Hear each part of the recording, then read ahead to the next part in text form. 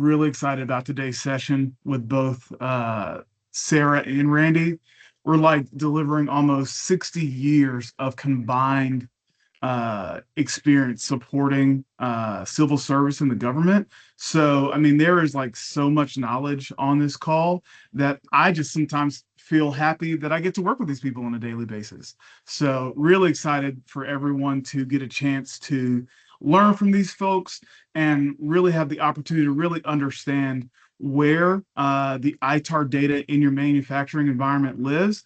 And really, we're going to spend a lot of time today talking about not only where it is, but how to control it. I think there's so many times when people talk about ITAR and controlled technical information, CTI, CUI, CUI, that it becomes this big sort of nebulous topic.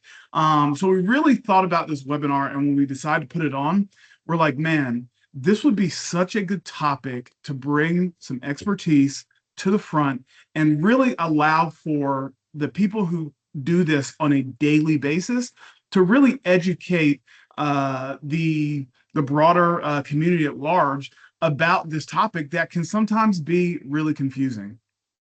So I will go ahead and start rolling into this. And as people start to pop in, we'll start with some housekeeping. So just a few housekeeping items. Everybody's muted. So your cameras are off. So if you need a cough or whatever, don't feel embarrassed because nobody can see you. Please drop your questions in the Q&A or the chat panel at any time, and we'll address them either as we go or at the end. I am going to be your MC for today. I am presenting. My name is LJ Abrams. I am the marketing and customer success manager here at Iviry IT. And so I will be helping to facilitate the session on today. We are going to have a live Q&A at the end, so we'll be sure to save time for that. And so as our presenters are talking, if I need to move it along, I'll be sure to do that to make sure that we respect all of your time. This is scheduled for about 60 minutes today, from 11 to 12 Eastern time. So we'll be sure, again, to respect that time. We are recording this today. So, we will send out both the slide deck and the recording following the meeting. And because this is Teams, if you have any audio or video issues, please just drop out and rejoin with the same link. It'll let you back in. So, just a bit about Iviry. If you don't know who we are a defense industrial base focused managed service provider, right? We are an IT company that specializes in compliance. And the cool thing about us is we're not just a compliance company that popped up or an MSP that popped up to serve the DIB. We actually live it on a daily basis. We're part of a larger portfolio of companies. We affectionately refer to it as the Savannah portfolio. With that, we have counterparts at our sister companies who are not only supporting the DIB, but are actively having a global presence in our defense industrial base. They have been across the world in combat zones, in hardship areas.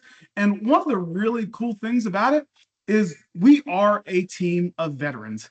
Basically, everybody but me, it seems like, on this entire company has worked either in the government or for either one of the branches of the military at some point in their careers.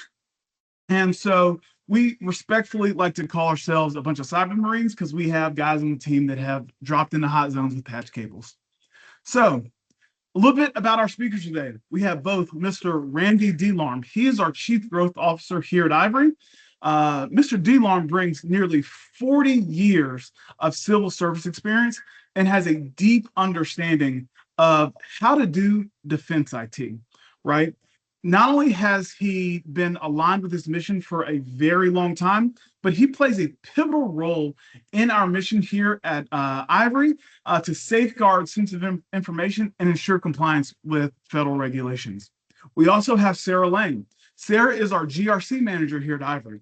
As our GRC manager, she really focuses walks hand in hand with our customers on a day-to-day basis, working to close both their ITAR and compliance gaps, whether it be CMMC, NIST 800-171, or other frameworks.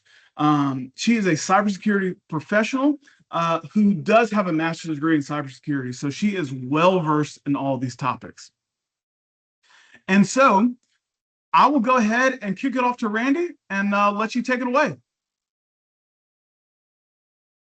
All right, LJ, thank you very much. I'll get control here. So good morning, everyone.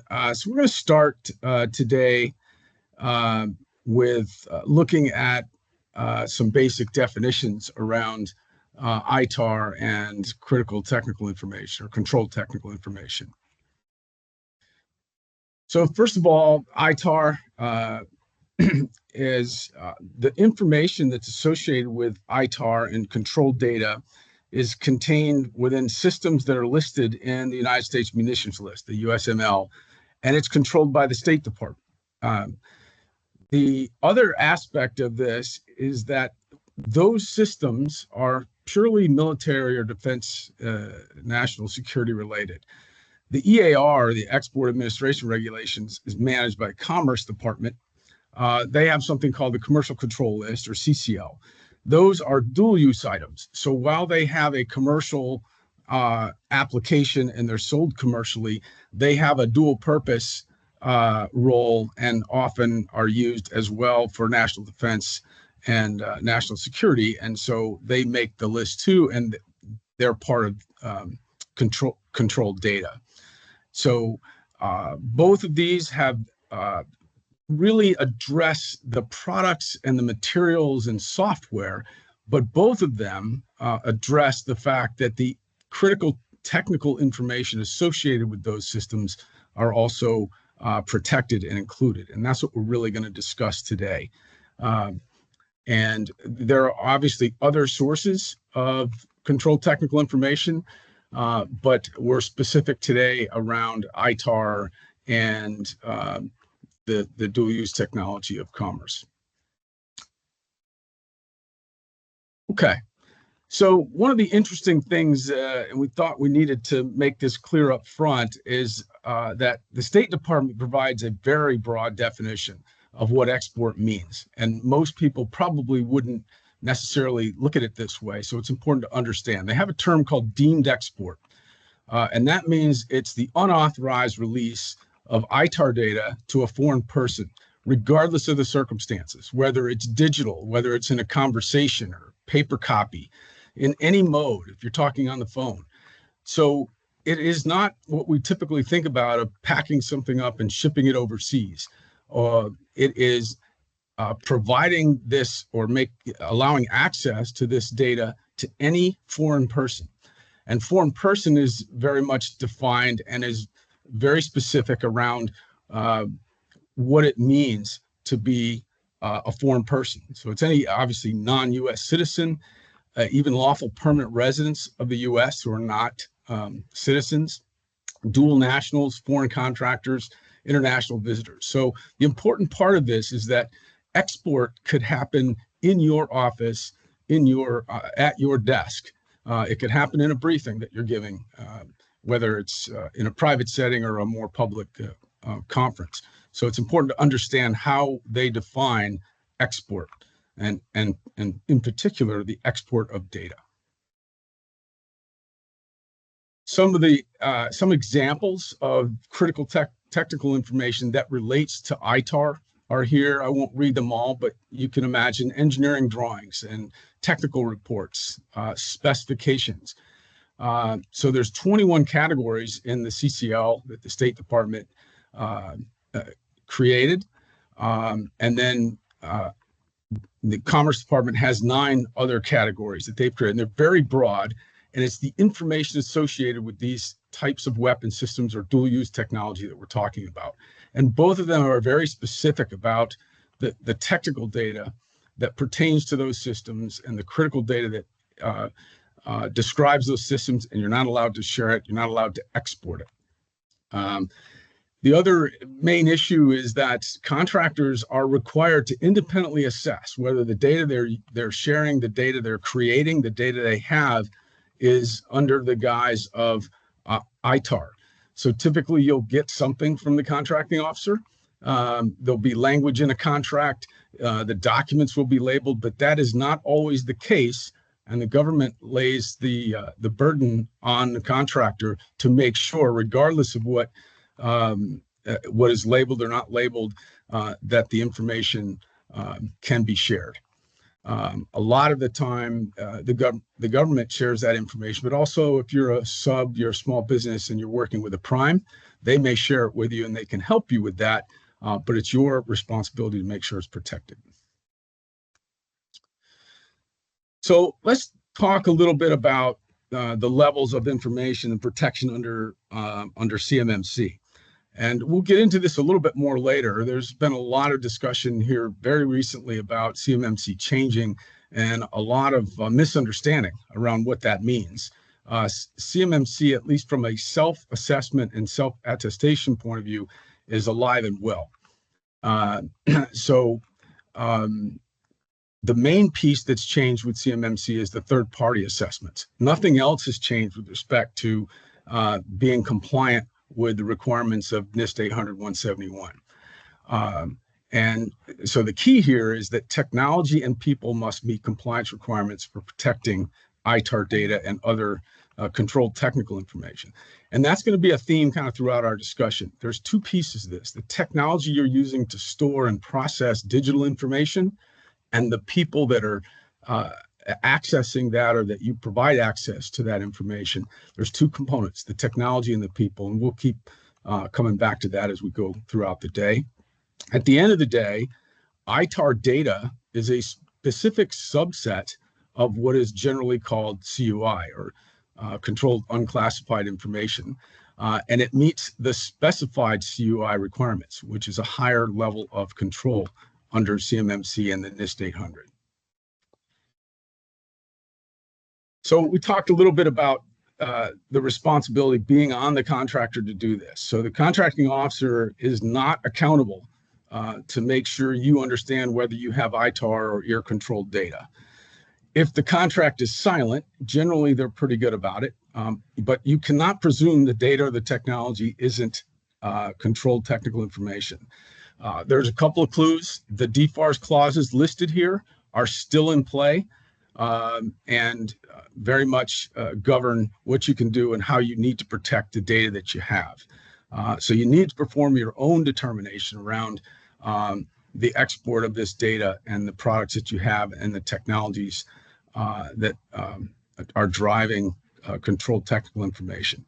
The USML, the munitions lists from the State Department and the Commerce Department list, CCL, are initial sources for that. And obviously you can get help either through your government contacts, your prime, or other partners. One of the things that is key for small business is that typically SBIRs and other transactional authority type of contracts are typically associated with small business, and they're typically innovative technologies that are applying to existing weapon systems, or weapon systems that are often found on the munitions list or the CCL. So that is a key area where you may run into ITAR data that you wouldn't expect if you're going after other transactional authority type contracts or small business innovative research type contracts. Opportunity and risk. So with all of that sort of doom and gloom around risks and what can happen if you're non-compliant, why get involved? Bottom line is there's a tremendous opportunity for revenue growth if you manage this properly. Great opportunity for small businesses to grow their partner ecosystem and partner with larger companies and grow the revenue that way. And if you do get to where you are compliant and you can manage this and you understand how to do it, that's a significant competitive advantage over other businesses that are not compliant with these regulations. It narrows the field significantly and provides great opportunity. At the same time, there's a lot of consequences for violating this, and that risk has got to be actively managed through the application of a compliant process that addresses both technology and processes, and also around access and the people that you allow access to the information. So a little bit more about that, and a little bit of an overview here, the consequences. There's some specific examples. You can see a Fortune 50 contractor. These are actual adjudicated cases where there was deemed a violation and there were fines. The larger companies, there's one for 36 million, another one for 51 million. You can look at the sources that are involved. It's not a surprise that PRC is involved in 2 out of 4 of these. And there's nothing in here to say that those cases were criminal necessarily. In other words, intent doesn't matter. It doesn't matter if you didn't know or didn't mean to share that data. All you have to do is share it and you're in violation. Obviously, if there's criminal intent, then that has a whole nother set of ramifications. But at the end of the day, what this means is this is a C-suite issue and a whole of company endeavor. It takes resources to get compliant, to stay compliant, and the risk to the business at large is enough so that this is really an executive level, it requires executive level attention. Okay, so we're going to switch a little bit from the definitions to what it looks like to actually process ITAR and CTI, and then I'll turn it over to Sarah and she'll get into some more specific examples of where there's risk in the process. So the life cycle, typically, and what we've seen a lot lately is that even pre-contract, so part of the request for proposal process requires access to ITAR data just to put a proposal together. So it can often start there. And then once a contract is awarded and you win a contract, obviously the data is much more prevalent and it's a little more difficult to control. There's a lot more people involved, there's a lot more systems involved, and so that's a very high risk area as you're going through execution, and you need a very disciplined process and program to manage that. Under closeout, there's several things that could happen when the contract is over. You may be directed in the contract on what to do with this type of data, the controlled technical information. You may be directed to destroy it. You may be directed to return it to the government, or you may be directed to retain it for some period of time for legal purposes, or you may choose to do that for some period of time. The key here, though, is obviously you have to follow the contract, but to keep the information, you need to apply the need to know or need to keep criteria. The other major issue is that destruction comes with very specific directions on how to do that. And what you can see here is that DCSA, and there's a link in the briefing that provides a destruction guide for paper documents. There's also a link here that is the NIST standard and the NSA standard for destroying digital media. If the decision or the direction is at closeout is to destroy this data, you have to follow those regulations. And ultimately, you're responsible for doing that and executing that. Hey, Randy, quick, we got a couple of questions that came into the chat that I actually thought this might be a good time to break and maybe address some of those. Sure. So one of the things is, what are some of the common gray areas that you're seeing or accidental ITAR violations that manufacturers don't realize that they're making? I know you just had the slide a couple slides ago that talked about some of the cases that have come up and some of those adjudications. Would you mind just maybe elaborating on that? Yeah, I think the biggest area that's at risk that I see, and we've seen together in CUI in general and ITAR specifically, is the lack of proper labeling. Even the government at times is lax in terms of their discipline around labeling, properly labeling documents, whether it's standard CUI, specified CUI, or ITAR data specifically. And so it's very important that regardless of what the contract says, you have an understanding of what that data is. Visiting the munitions list and the CCL in terms of those broad areas of weapon systems and categories of weapon systems is helpful. But if you're working on advanced radar systems, or you're building a component for a fighter aircraft, or say a nuclear sub, those are areas where, regardless of what the contract says, you want to dive into that and make sure that you're not inadvertently dealing with ITAR-controlled data and you don't know it.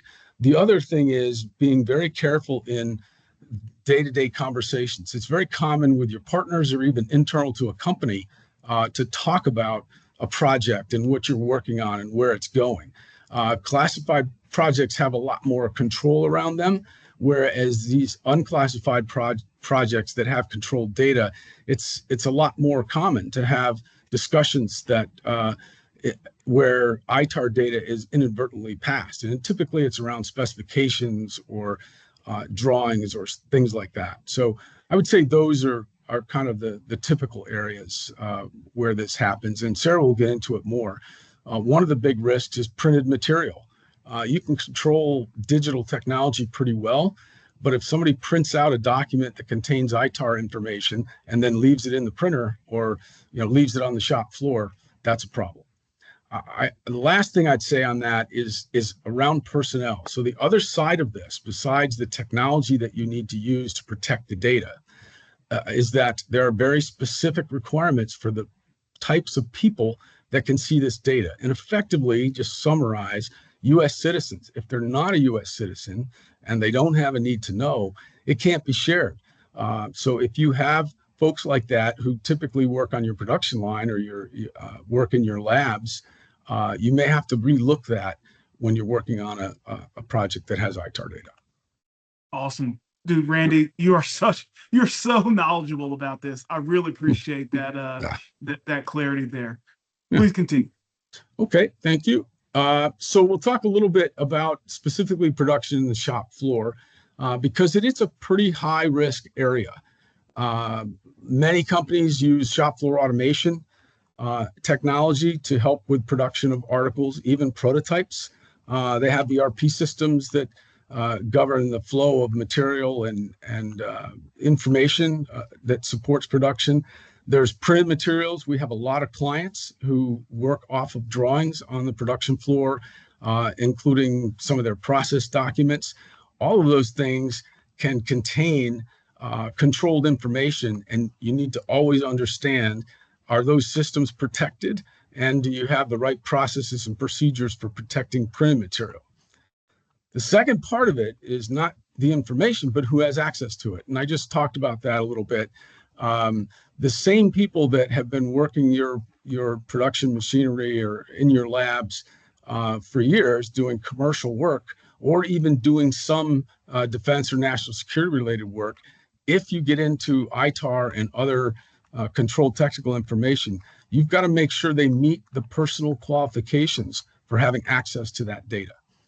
So those are some of the unique risks that really apply to manufacturing and production environments and labs.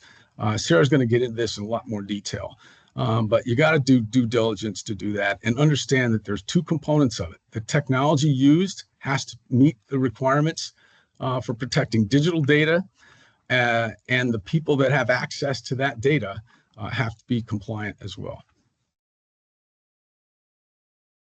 Okay, talk a little bit here about supplier, your supply chain, and maybe subcontractors. So typically, if you're a small business, you might have a prime, you're a sub, and those requirements for ITAR, if you have access or need access to that data, will flow to you.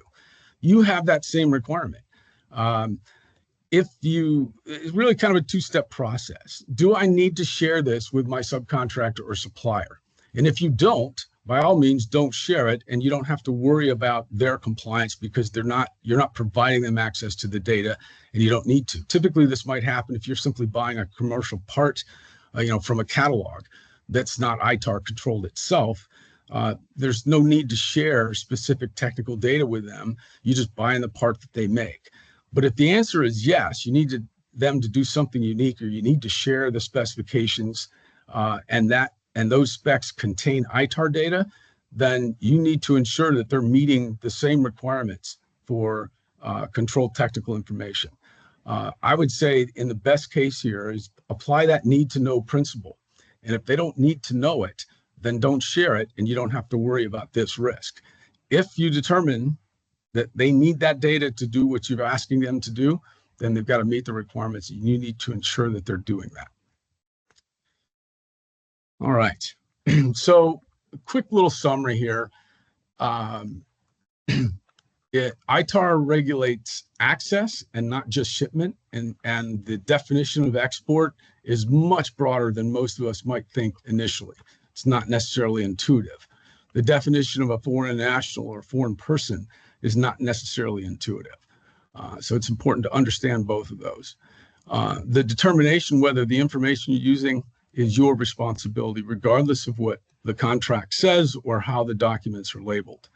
The stakes are at the company level. You can face debarment and significant fines. And so this is an executive level C-suite issue that needs to be managed and overseen. And then finally, controlled data touches every phase. It's the contract itself, and oftentimes even the production of a proposal against an RFP, your shop floor, your suppliers, and then managing the contract through execution and closeout. So what we're going to do now is I'm going to turn this over to Sarah and ask her to talk about where are the handoffs of this information, where are the seams, where does it typically go wrong, and how do you manage that risk? So Sarah, I will turn it over to you. Thank you. Thanks, Randy. So building on that data flow map, let's get specific about where Iviry sees ITAR compliance breakdown in real manufacturing environments, starting with the printer. Why the printing can be the death of compliance. Shop floors run on paper. Drawings, travelers, and work instructions are printed and posted at workstations. Shared network printers and copiers cache print jobs on internal hard drives, and those drives are rarely, if ever, wiped clean. Printed ITAR technical data is left in output trays, as Randy said. Sometimes it's tossed in recycling bins or scanned to unsecured emails and share drives.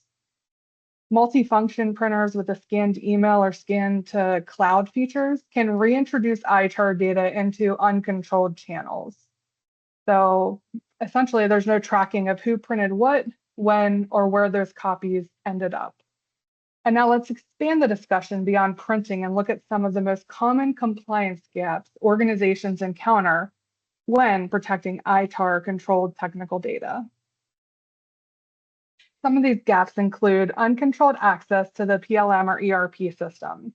So too many users with broad access and no role-based restrictions tied to that need to know that Randy was speaking about earlier.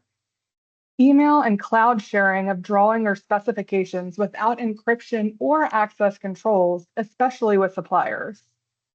Foreign national access.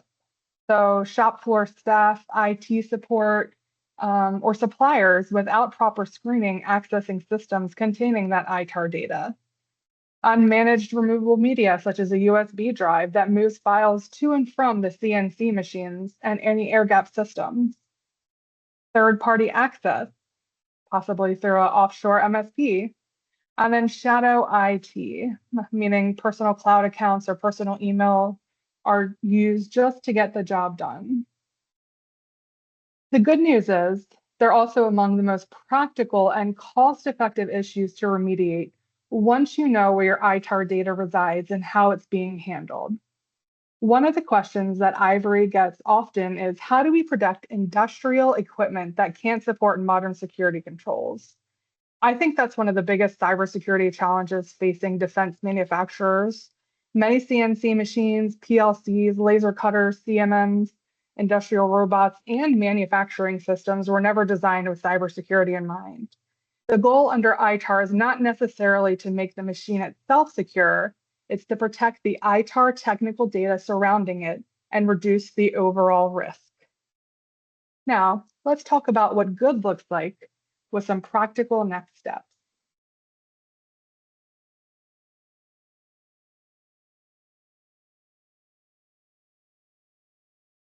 Identifying security gaps is only the first step.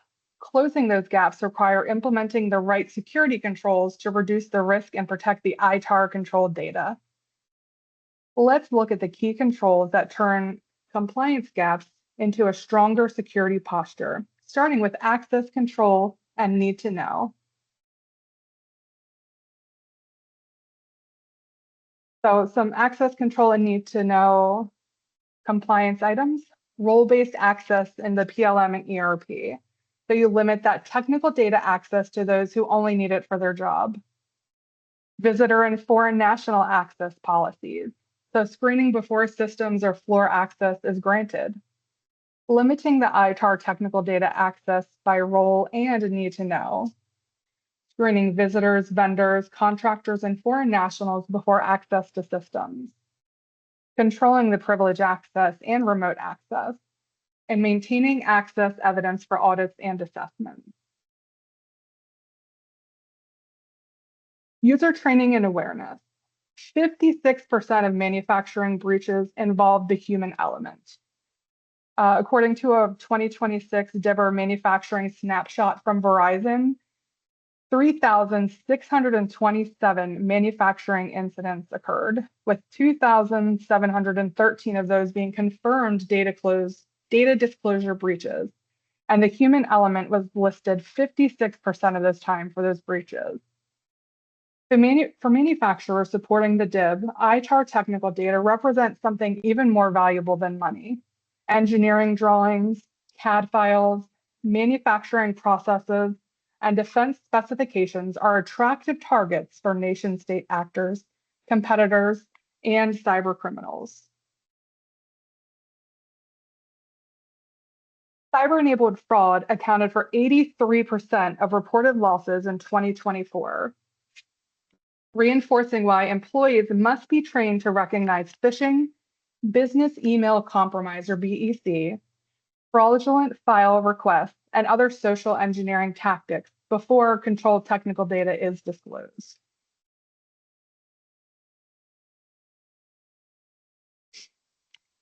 Title 22 of the Code of Federal Regulations, Parts 120 to 130, establish the International Traffic in Arms Regulations, or ITAR, and they govern the export, re-export, temporary import, and transfer of defense articles, defense services, and controlled technical data. Organizations handling ITAR-controlled technical data are responsible for protecting it from unauthorized use, as Randy alluded to earlier. They're also responsible for preventing unauthorized exports or disclosures. Technical data should be clearly identified and marked so employees understand when special handling requirements apply. Controlled technical data should be stored in secure, access-controlled environments. In practice, many organizations use encrypted enclaves, network segments, and role-based access controls to reduce risk. When technical data must be shared externally, organizations typically use encrypted email or a secure file transfer method and ensure recipients are authorized to receive that data, specifically with the need to know.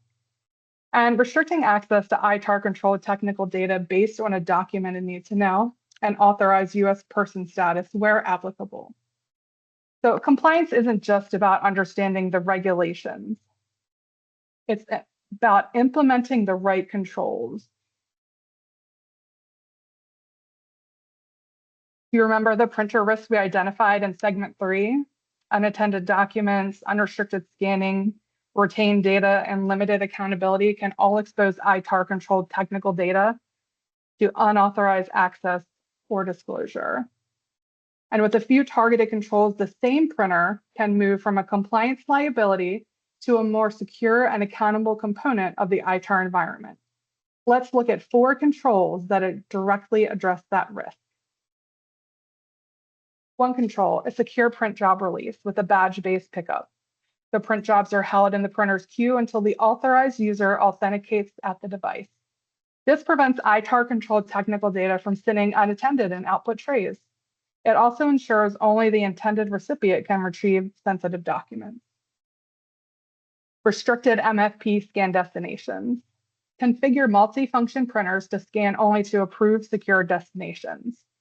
Disable or restrict scan to personal email, cloud storage, or unauthorized file shares.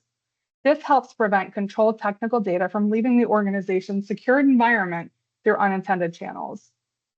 Regular drive wiping and disposal procedures. Many multifunction printers store copies of print, scan, and fax jobs on internal hard drives. Those drives should be securely wiped on a regular schedule and sanitized or destroyed before the device is retired or disposed of. This prevents sensitive technical data from being recovered long after it was printed. Document tracking. Know who printed or accessed what. Enabling your audit logging so an organization knows who printed, scanned, or accessed documents when it occurred and which device was used. Logging creates accountability and supports investigations if sensitive information is lost or improperly disclosed. It also provides valuable evidence during ITAR, CMMC, or customer compliance assessments. Individually, these are straightforward controls, but together they significantly reduce the risk of unauthorized disclosure of ITAR-controlled technical data while improving the accountability and supporting regulatory requirements. We've seen how a printer can go from a compliance risk to a secure asset simply by implementing the right controls. But if someone asked your organization, how do you know those controls are in place or how are they managed? The answer shouldn't rely on tribal knowledge. It should be documented in your System Security Plan, or SSP. The System Security Plan serves as your organization's security blueprint, documenting how ITAR-controlled technical data is protected throughout its lifecycle, from storage and processing to transmission and disposal. The SSP provides a comprehensive view of your security program, documenting the physical, technical, and administrative controls implemented to protect controlled technical data. It defines how those controls work together to prevent unauthorized access, disclosure, modification, or export of ITAR-controlled information. The System Security Plan also establishes accountability by identifying system boundaries, security responsibilities, and the processes used to implement, monitor, and maintain security controls over time. For organizations pursuing CMMC certification, many of the same controls documented in the SSP also support CMMC Level 2 compliance, reinforcing the overlap between ITAR protection and broader security requirements. The SSP doesn't just document your ITAR security program, it also becomes the foundation for meeting other cybersecurity and regulatory frameworks. That's because many of the same controls used to protect ITAR-controlled data are the very controls required under DFARS, NIST 800-171, and CMMC Level 2. There's an intersection with these, and many ITAR controls overlap directly with these practices. Addressing one strengthens the other. The goal isn't to build a separate programs for your ITAR, DFARS, 800-171, and CMMC programs. The goal is to implement one mature set of security controls that supports all of them. Addressing one framework doesn't just improve compliance, it strengthens the others as well. Whether you're just beginning your ITAR compliance journey or strengthening an existing program, these 5 steps provide a practical roadmap for building a more secure and compliant environment. Doing a data mapping exercise. Know where your ITAR technical data lives.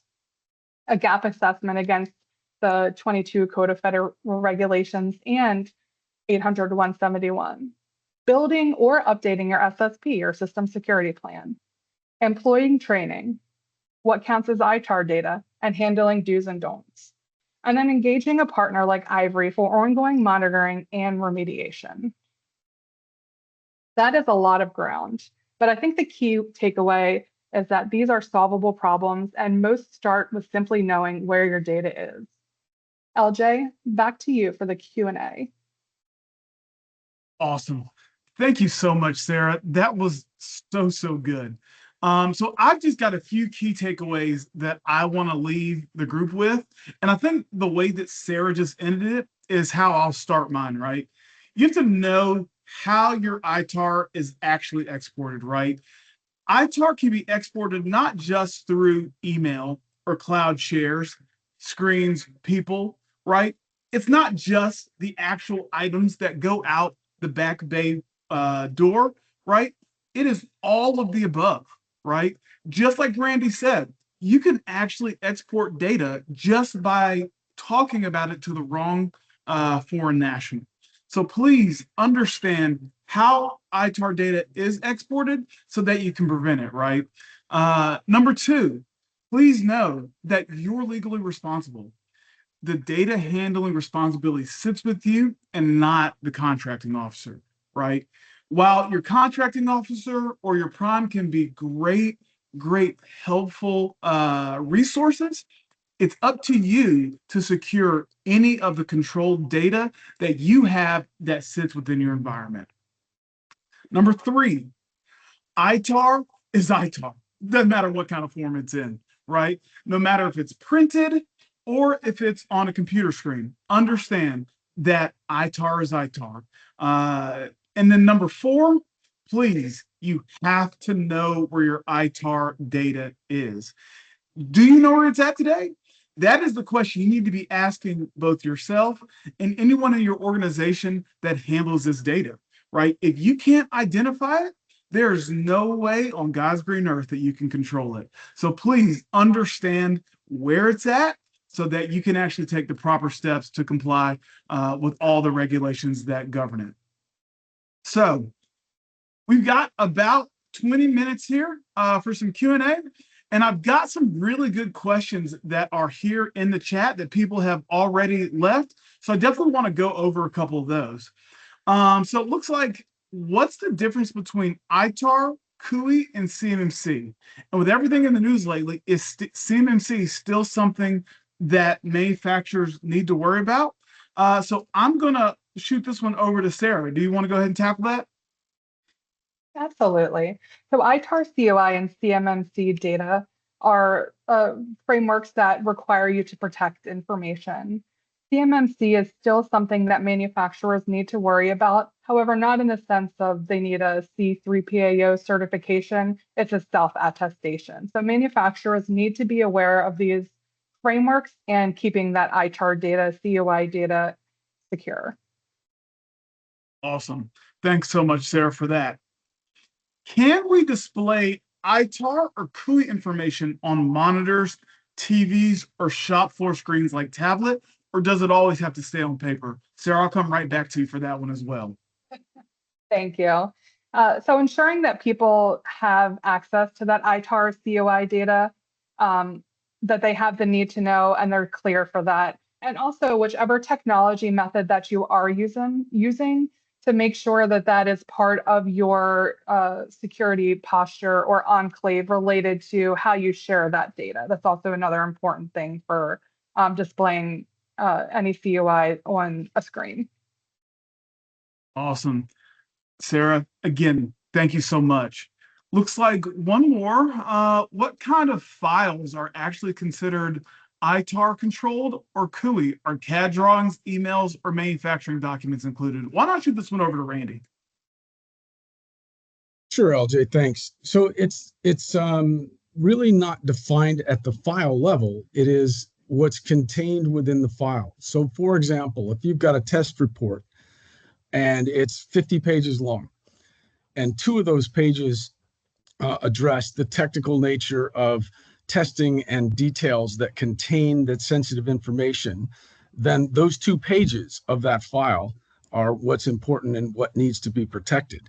And for example, if you need to share a report like that with a supplier, or you want to have a discussion among your team, if you remove those pages from that report or in the briefing or overview, then it's okay to do that. So the ITAR data is very specific to the information that's being displayed, and a single document is not defined as ITAR controlled. It's whatever pieces of that document or pages of that document that contain controlled information that's important to worry about. The other thing I would add here is, and it's expanding on Sarah's comment regarding the video screen question and displaying it. The interesting thing about this is that you can be having a team meeting internal to your company that you do every day on whatever project you might be talking about. Or you may be showing it on a big screen and there's 10 people around a conference room. In our case, a lot of our conference space have glass windows and people can walk by and they can see content that's being displayed in those conference rooms. Those are the things you need to think about. If you turn the discussion and you're talking about a project that has ITAR-controlled data, you need to ask yourself, is everybody that's going to attend the meeting or in the room, are they compliant to receive that information? And can anybody see it inadvertently, even though they're not in the conference room, i.e. you've got glass walls. So those sort of extra things that are not part of your day-to-day business operations are what you need to think about as you go through this journey. Thanks, Randy. Back to you, LJ. Yep. Looks like we've got one more that was left in the chat. We are a new U.S. manufacturer of inert 155 millimeter artillery shells, USML Category 3 parts components. Our operations will be entirely domestic, no exports, no temporary imports, and no technical data transfers involving foreign persons. Under the current DDTC registration fee structure, would we be Tier 1, both on initial registration and on subsequent renewals, as long as we receive 0 favorable determinations? Yeah. So LJ, I can start with that if you'd like, or somebody else. I appreciate that. Yeah. So again, we're focused here more on the data and not the actual product and the licensing for exporting that product. So it sounds like you're taking all of the right steps, but I think the critical nature here is that if you're not exporting the actual hardware and you have no intention of interacting with anyone other than a U.S. citizen, those are the right steps. The issue for you, though, are the systems, the IT systems, your production systems that contain any of that sensitive data, are they protected?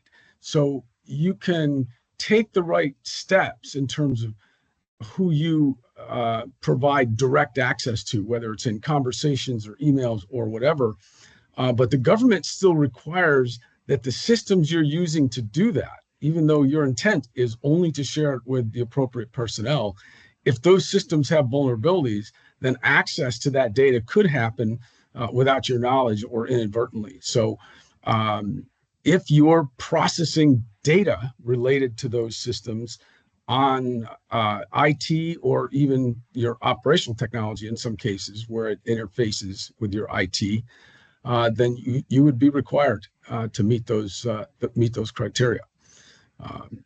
So I think that answers the question, but please follow up with a clarification if it doesn't. Awesome. Thank you, Randy. Yeah, Thomas, if you got any other questions or any other deeper questioning or answers that you may need, please feel free to reach out to us after the webinar. We'd be more than happy to jump on a call and answer any questions that you may have. LJ, I want to add one other thing there. Go ahead, Randy. Because what they're talking about here is licensing. So there is the ability to go through a process to get specific approval to share data. So let's say that you have a critical person or a critical partner where in order to produce the products that you are producing, in order to execute a contract that you have, requires their involvement.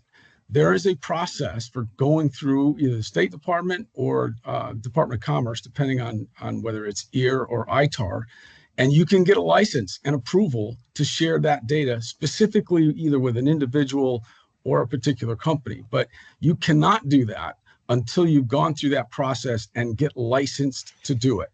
So it's not that it would never happen. It's just you have to get written approval and a license in order to share it. So it is a barrier, but it's not an impossibility. Looks like we've got Dave in the Philippines right now talking about ammunition production. That's actually so fortuitous and actually funny. So yeah, I do want to move on to another question. Looks like we've got another one for you, Randy. What does an ITAR compliant IT environment actually look like for a micro or small manufacturer? Yeah, it's a great question. And I would start, first of all, with CMMC. ITAR data is a subset of specified CUI.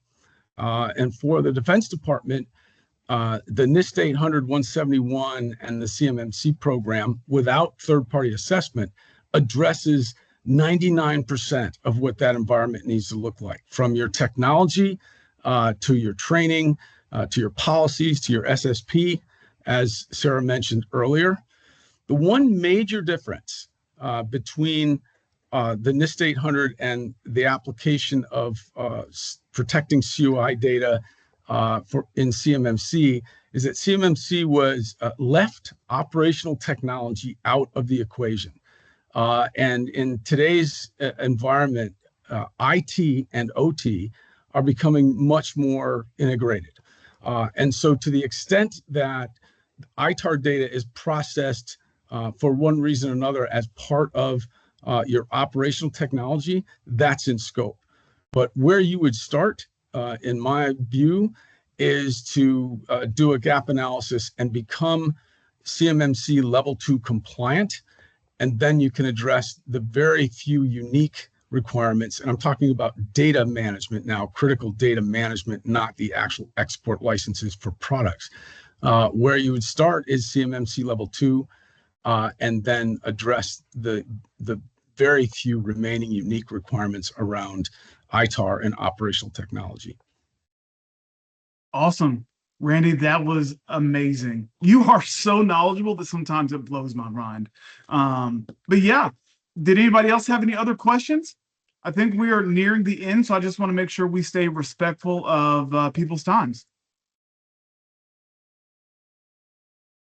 If I don't see any other questions in the chat, looks like I'm going to leave you with about 8 minutes of time to give you back so you can eat some lunch. I really appreciate everyone coming today. Again, this was such an informative session by two, when I say titans of industries. Oh, we've got a question in Q&A. Before I close out, thank you so much, Lisa. Let's see. We are a US-based naval architect and marine engineering firm with international partners and do not manufacture but design. Is there a deeper level of compliance as it pertains to ITAR, CUI, and CMMC? Thank you for that question, Lisa. Yeah. Okay, I'll start, and then Sarah, if you have something that you'd like. So actually, you're sort of the prototypical company that that we're trying to address here, where you're not actually producing hardware or materials or products or software, but you're managing the data, doing design work, doing design analysis. And so I'm going to make one caveat here, is that if these systems happen to be nuclear, then N8 has their own set of requirements around dealing with what's called UNNPI, which is unclassified Navy nuclear propulsion information. If your project involves UNNPI, that is another subset of specified CUI, and the Navy and N8 at the Navy tends to treat that as a higher order data, unclassified, but they have their own very specific requirements that you have to meet. So certainly starting with CMMC level 2 high for specified CUI, incorporating the unique ITAR requirements, if it applies around operational technology, is a great baseline. But then I would recommend, and it could be a whole different discussion, but you need to engage with the Navy and those who control UNNPI, because they may have and likely do have a separate set or some additional requirements that you have to do if you're dealing with nuclear propulsion information. So it is possible that there's a little bit more that you would have to do with respect to that. Randy, and I'm going to add a little bit onto that. So for firms like yours, ITAR data usually revolves around that technical data, but the regulations, under the regulations rather than manufacturing activities. So if you think that you have ITAR data, that's something that you can confirm, and then you would have to go through the steps to become compliant. Awesome. Thank you guys for those answers. As you can see, again, titans of industry here. So yeah, if there's nothing else, I don't see any more questions in either the chat or the Q&A. I will go ahead and give us a sign off. So again, thanks so much everybody for your time today. Really appreciate it. If you have any other questions, please feel free to email them to us, marketing@ivory.com. I'm sorry, ivory.us. I need to update that slide. I just realized. So we will be more than happy to answer any of the questions that you have. We are, again, reachable at any time. Hit us up on our website, www.ivory.com. Oh, and Terry said, no, it is still marketing at ivory.us. Thank you, Tierney. I appreciate that. So, oh, Lisa, you got something else? I see you typing in the chat.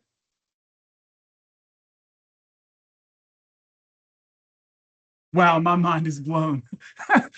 Imagine getting to work with these people. So again, thank you guys so much for attending. This will be emailed out and sent out after we finish. It's going to take us just a bit of time to cut it up and get it sent out, but we'll make sure we send out all this. Please feel free to reach out if you have any other questions. Such a great time. We'll see you the next time. Thanks. Thanks all. Thank you. Thank you, everyone.